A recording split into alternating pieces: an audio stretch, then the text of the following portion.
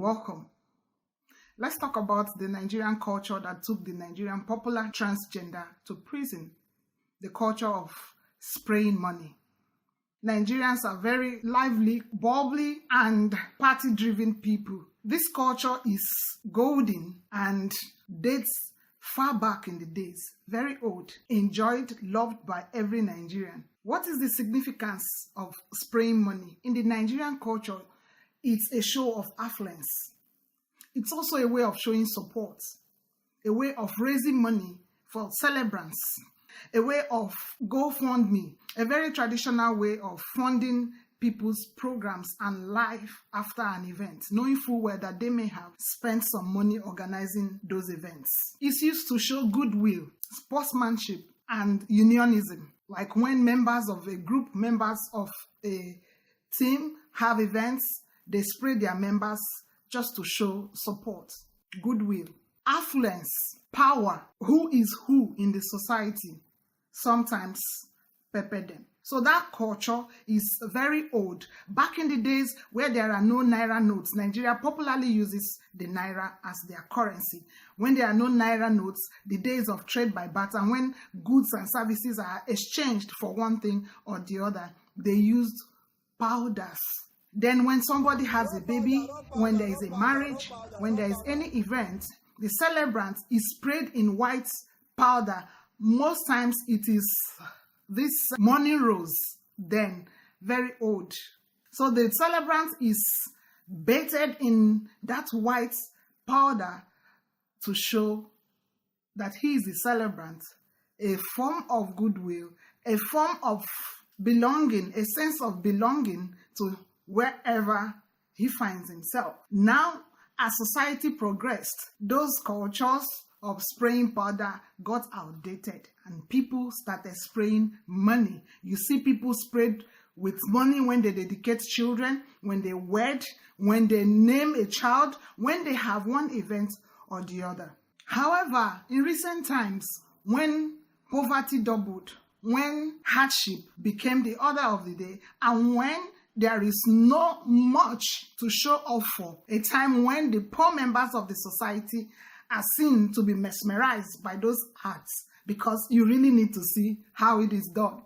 You really need to see how this act is done.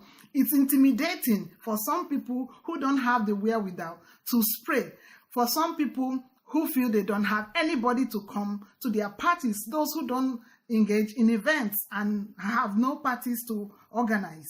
So, and in a time where people are battling with governance problems and poverty, there came calls from many quarters to abolish that practice.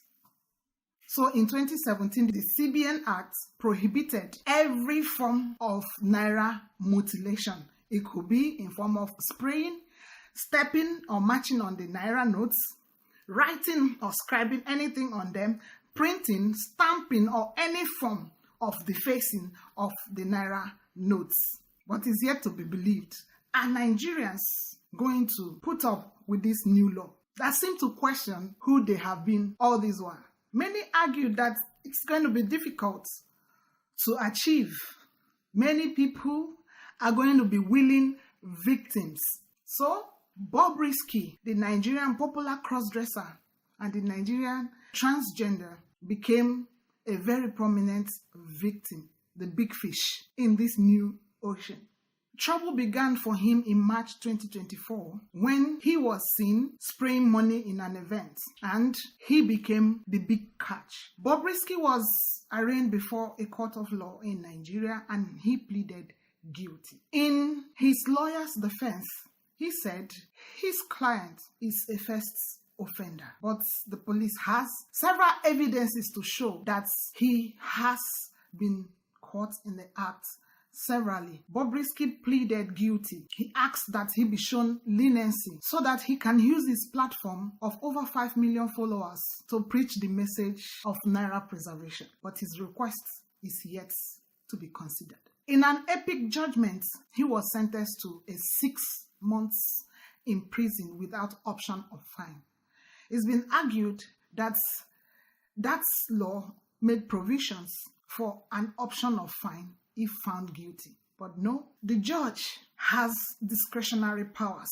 In his sentencing, many Nigerians believe that the police lacks the boldness to prosecute Bobrisky on issues bordering on our beliefs on the dignity of womanhood and the dignity of manhood, the dignity of our gender as male and female, and family values.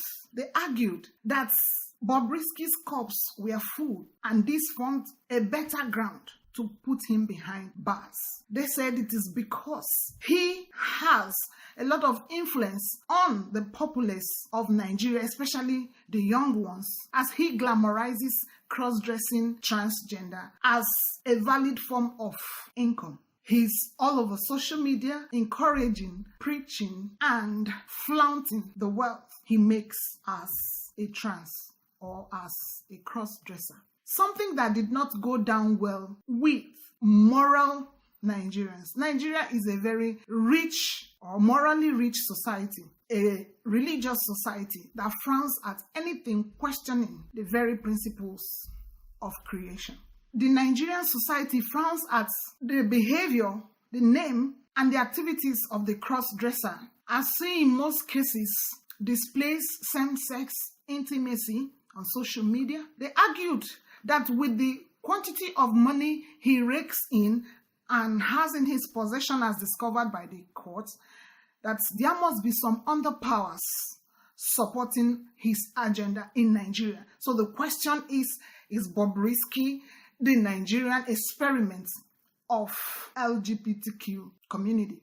The wildfire of gender fluidity sweeping the West is believed is damaging lives in Africa and Nigeria in particular. They are of the opinion that this agenda of self-love, this seeming self-love, negates every absoluteness and truth in creation. Absoluteness, objectivity of truths as originally made by God, who they worship.